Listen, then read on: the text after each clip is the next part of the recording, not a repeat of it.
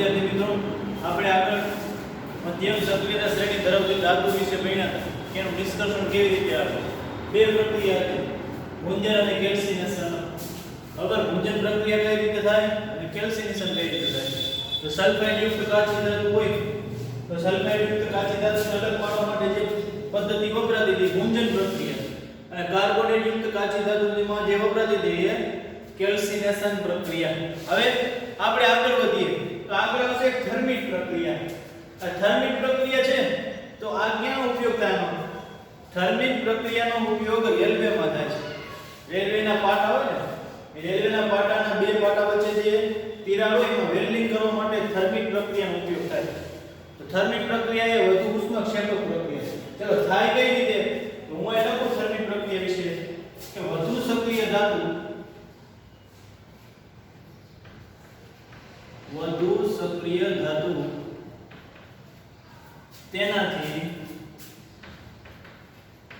તેનાથી ઓછી સક્રિયતા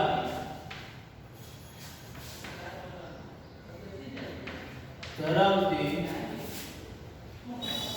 ધાતુના સંયોજનમાંથી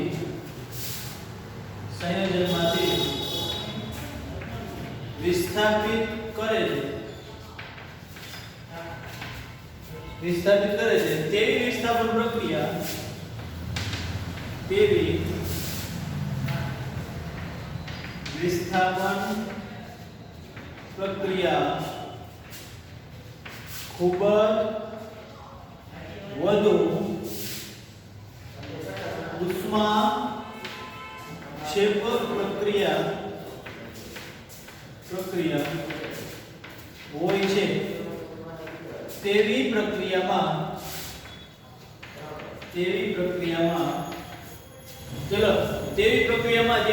જે ધાતુ મળે છે તે પીગળેલી અવસ્થામાં મળશે. તેવી પ્રક્રિયામાં મળતી ધાતુ પીગળેલી અવસ્થામાં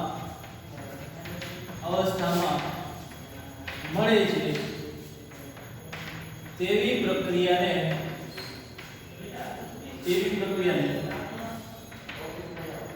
થર્મિક પ્રક્રિયા કહે છે. ચાલો કેને કહેવાય થર્મિક પ્રક્રિયા? કે જે વધુ સક્રિય ધાતુ તેનાથી ઓછી સક્રિય ધાતુના સંયોજનમાંથી વિસ્થાપિત કરેલ અલગ કરે તેવી વિસ્થાપન પ્રક્રિયા ખૂબ જ વધુ ઉષ્માક્ષેપક હોય. એટલે એમાંથી ઉષ્મા ઘણી બધી પેદા થાય, અને એ ઉષ્મા પેદા થાય એના કારણે જે તમને ધાતુ મળે છે એ કેવી અવસ્થામાં મળશે? પીગળેલી અવસ્થામાં મળશે. એટલે જ્યાં તમે નવનીતની અંદર જોજો એક પાટો છે, પાટાની ઉપર એક મશીન મૂકેલું છે. મશીન શું કરે છે? તો એ થર્મિક પ્રક્રિયા કરે. કેવી પ્રક્રિયા કરે? થર્મિક. તો એમાં શું કરશે કે વધુ સક્રિય ધરાવતી ધાતુ તેનાથી ઓછી સક્રિયતા ધરાવતા ધાતુની સાથે પ્રક્રિયા કરાવશે, અને એને આપણે વિસ્થાપિત પ્રક્રિયા કહીએ. ત્યાર પછી જે ધાતુ મળશે ને એ પીગળેલી અવસ્થામાં છે. કેવી અવસ્થામાં? પીગળેલી. એટલે એ જે વેબ છે એની અંદર ઈ ભરી જશે. માનો કે બે પાટા છે, બે પાટા વચ્ચે જે જગ્યા હોય, આવી રીતે બે પાટા છે એની વચ્ચે જગ્યા છે, તો અહીંયા મશીન ફિટ કરી દે.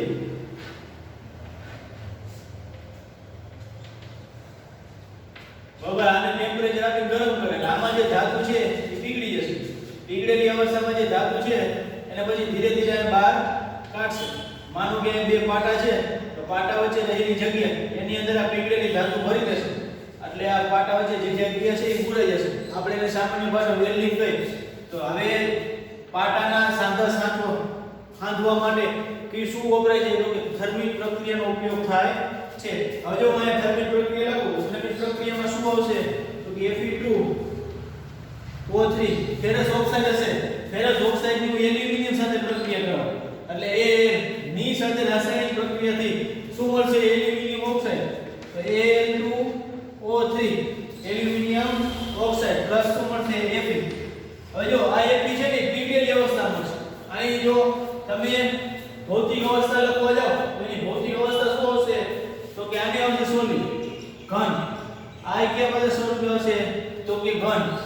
ત્યાર પછી તો હવે પીગળેલું લોખંડ છે તે લિક્વિડ સ્વરૂપે આવશે. તો અહીંયા Fe ક્યાં સ્વરૂપે આવશે? L સ્વરૂપે. ત્યાર પછી આવશે Al2O3. તો આ તમને ઘન સ્વરૂપે મળશે. આ પીગળેલી અવસ્થામાં જે લોખંડ મળ્યું ને એ લોખંડનો જ ઉપયોગ અહીંયા ક્યાં થાય છે? તો કે પાટા વચ્ચે રહેલી જગ્યાઓને સાંધવા માટે. તો આ થઈ ઠંડી પ્રક્રિયા. વિસ્થાપન પ્રક્રિયા જેવું છે. વિસ્થાપન પ્રક્રિયા શું હોતું હતું કે વધુ સક્રિયતા ધરાવતી ધાતુ એનાથી ઓછી સક્રિયતા ધરાવતી ધાતુના સંયોજનમાંથી શું કરે છે? વિસ્થાપિત કરે છે. એવી પ્રક્રિયા વિસ્થાપન પ્રક્રિયા ખૂબ જ વધુ ઉષ્મા ખેંચવો. એનો મતલબ એમ કે નિકટની સાથે વધુ પ્રમાણમાં ઉષ્મા મળશે અને તેવી પ્રક્રિયામાં મળતી ધાતુ કેવી પ્રક્રિયામાં કે જે ઉપર થાય છે તે પીગળેલી અવસ્થામાં. કઈ અવસ્થામાં મળશે? પીગળેલી અવસ્થામાં મળશે અને તે પ્રક્રિયાને શું કહેવાય? થર્મિક પ્રક્રિયા કહે છે. ચલો આપણે આગળનો પ્રશ્ન જોઈએ.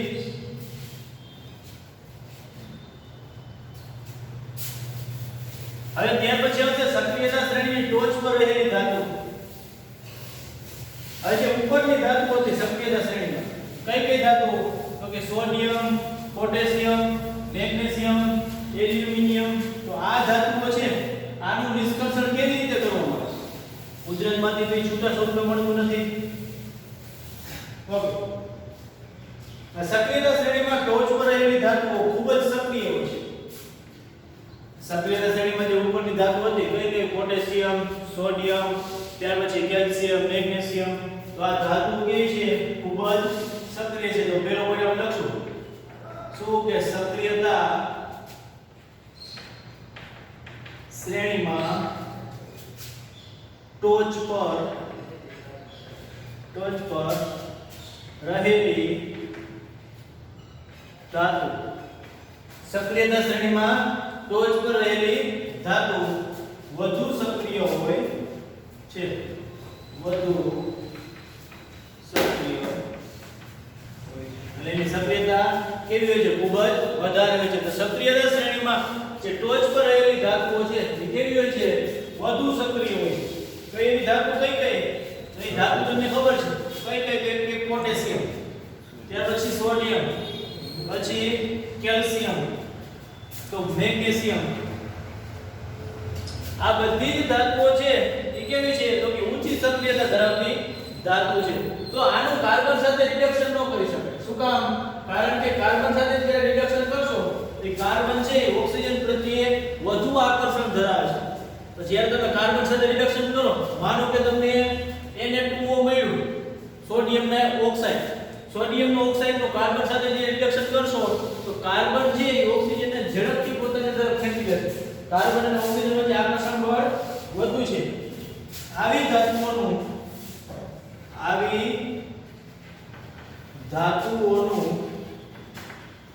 કાર્બન સાથે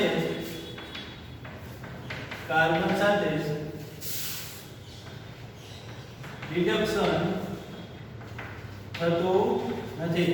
આવી ધાતુઓનું કાર્બન સાથે રિડક્શન થતું નથી. તો શું કરશો? કાર્બન સાથે રિડક્શન નથી થતું તો આ કારણ કે આ ધાતુઓમાં કાર્બન ઓક્સિજન સાથે વધુ આકર્ષણ બળ ધરાવે છે. આકર્ષણ બળ ધરાવે. શું કામ થતું? કારણ કે કાર્બન છે ઓક્સિજન સાથે વધુ આકર્ષણ બળ ધરાવે છે. એના કારણે તો હવે આવી ધાતુઓને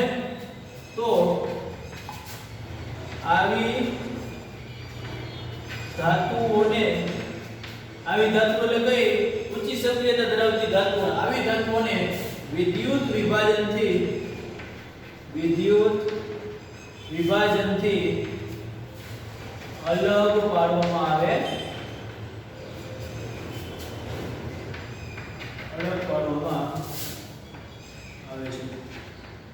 અથવા આવી ધાતુઓનું નિષ્કર્ષણ કેનાથી કરવામાં આવે છે?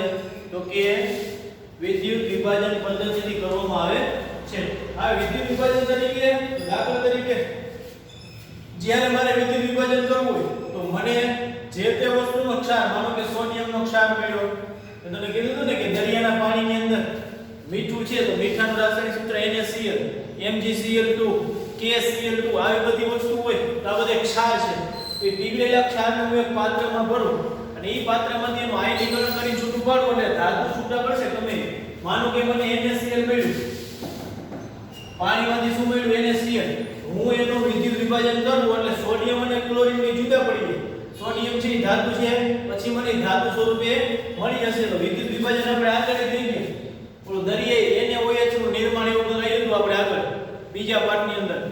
NaOH ના નિર્માણમાં એક પાત્રની અંદર દરિયાનું પાણી ભર્યું હતું. આ આકૃતિ તમે લગભગ નવનીતમાંથી જોઈને જોઈ રહ્યા હશે બાકી બુકમાં.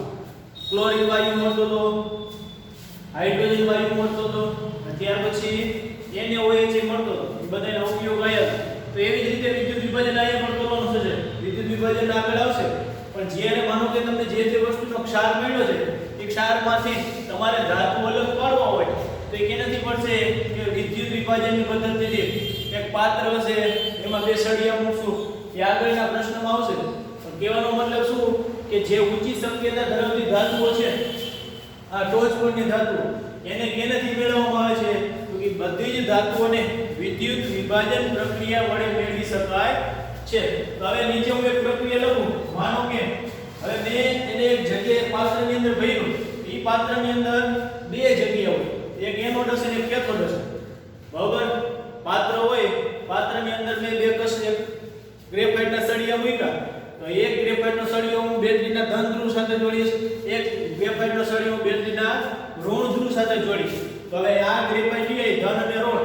તો ધન હોય ને કેથોડ કહેવાય અને ઋણ હોય ને શું કહેવાય? એનોડ. સોરી, ધન હશે એને એનોડ કહેવાય, ઋણ ને શું કહેશું આપણે? કેથોડ. તો અહીંયા કેથોડ અને એનોડ ઉપર કઈ પ્રક્રિયા થશે? અહીંયા જે પ્રક્રિયા થાય એમાં લખું કેથોડ પર કેથોડ એટલે જે ઋણ છે ત્યાં અહીંયા શું પ્રક્રિયા થશે તો કે એને સોડિયમ કેવો આયન છે તો કે ધન આયન. તો કેથોડ ઉપર કોણ ભેગું થાય? કેથોડ ઋણ આયન. કેથોડ ઋણ આયન છે પણ ઋણ ઉપર કોણ ભેગું થાય તો કે ધન ભેગું થશે. કારણ કે ઋણ છે એ ધનને શું કરે? પોતાની તરફ આકર્ષે છે. તો પ્રક્રિયા શું થશે તો કે Na પ્લસ 1 ઇલેક્ટ્રોન રાસાયણિક પ્રક્રિયા થઈને મને શું મળશે તો કે સોડિયમ મળે છે. આ કેના ઉપર પ્રક્રિયા થાય તો કે કેથોડ ઉપર. તો એનોડ ઉપર શું થશે? એનોડ એટલે કેવો ધ્રુવ તો કે ધન ધ્રુવ. માનો કે મેં સોડિયમ ક્લોરાઇડ નું દ્રાવણ ભર્યું છે તો સોડિયમ ક્લોરાઇડ માં Na અને Cl બે હશે. તો મેં બીજું શું મળ્યું મને તો કે Cl મળ્યું. જે રાસાયણિક પ્રક્રિયા થાય તો શું મળશે? Cl plus 2 electron minus. તો મને અહીંયા શું મળશે તો કે Cl નું દ્રાવણ મળશે, ક્લોરીન વાયુ સ્વરૂપે મળશે. ક્લોરીન કેના સ્વરૂપે મળશે તો કે વાયુ સ્વરૂપે, જે અલગ પડી જાય છે. તો આ કેની ઉપર પ્રક્રિયા થઈ? એનોડ પરની પ્રક્રિયા. વિદ્યુત વિભાજન સમજાવતો પ્રયોગ આપણે આગળના વિડિયોમાં જોશું. તો આપણે શું ભણ્યા તો કે એક એવી રીતે થર્મિક પ્રક્રિયા અને ત્યાર પછી આવ્યું કે સંકેતા શ્રેણીમાં ટોચ પર રહેલી ધાતુને અલગ કેવી રીતે કરાય તો કે વિદ્યુત વિભાજનથી કરાય. એની વિદ્યુત કઈ ધાતુઓ તો કે પોટેશિયમ, સોડિયમ, કેલ્શિયમ, મેગ્નેશિયમ એ જ્યારે દરિયામાંથી અથવા પૃથ્વીના પોપડામાંથી મળી આવે છે તો કયા સ્વરૂપે મળી આવે છે તો કે એનો ક્ષાર હશે. માનો કે potassium chloride, sodium chloride, calcium chloride, magnesium chloride. પછી એમાં આપણે ક્લોરીન જુદું પાડશું. માનો કે મારી પાસે સોડિયમ ક્લોરાઇડ હતો તો જેવો જે સોડિયમ અને ક્લોરીન તો કેથોડ ઉપર આવી પ્રક્રિયા થશે. એ પાત્ર વાળો પ્રશ્ન આગળ આવશે તો કહેવાનો મતલબ શું કે કેથોડ ઉપર આવી પ્રક્રિયા જે ઋણ છે અને ધન છે એ કેવી પ્રક્રિયા થશે તો કે ઋણની પ્રક્રિયા થશે. ચલો આના પછી કોપરનું વિદ્યુત વિભાજન ધરાવતો એક પ્રયોગ આગળ આવશે જે આપણે જોશું. આપણે નજર મારી